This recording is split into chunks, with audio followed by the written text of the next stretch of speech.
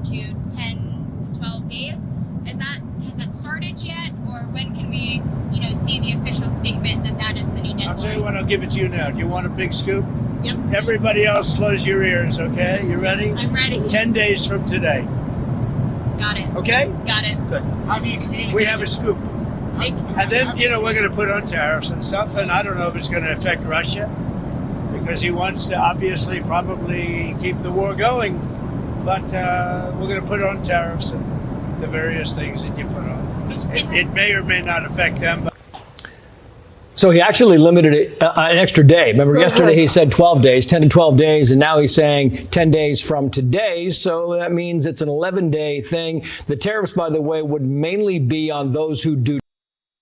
All right, guys. So that's the end of President Trump's comments there. President Trump talking. It sounds like economic sanctions and or tariffs is what he's implying there regarding Russia. 10 days, just 10 days from today. And this is huge because he has not talked about this yet. We've actually got from humanevents.com, who has a new column up there. Dr. Shea Bradley Farrell is joining us.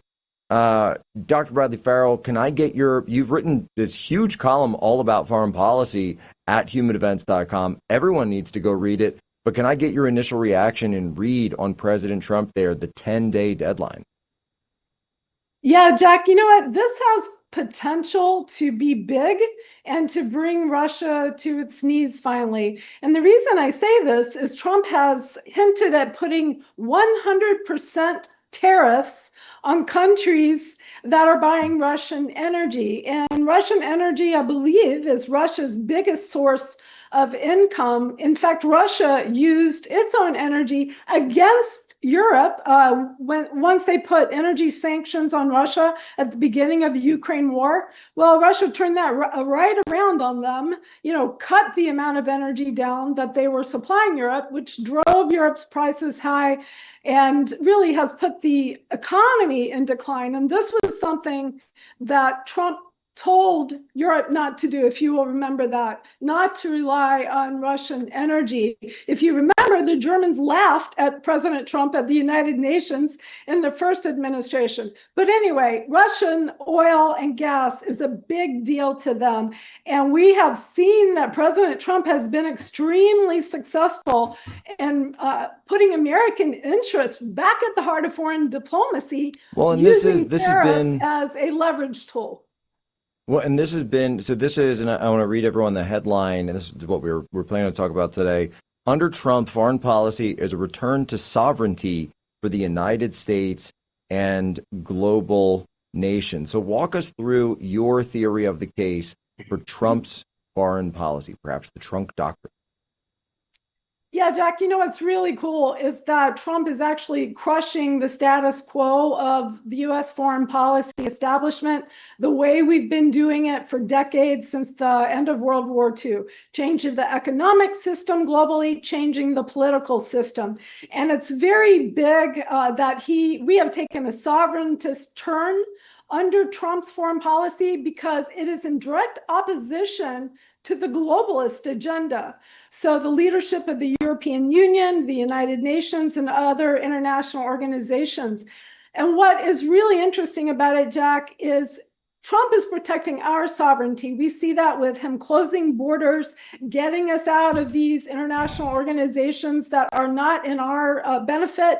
But also, at his heart, he wants to protect the sovereignty of other countries. He spoke about this in our first administration.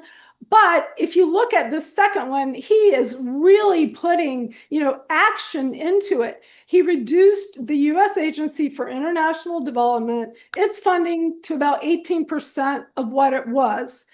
And, during the Obama administration, I had done some research. I was actually an international development professional, and I uncovered through my research that we had all these corrupt programs that taxpayers were paying for, that were interfering in political systems of other countries, that were promoting the sexual orientation, gender identity, like curriculum to school kids in developing countries, like with scales where you could measure how you felt sexually that day or how you felt in your gender that day. This is what we were paying the US aid to do in other countries. And Trump said no. And I'll end with this, Jack.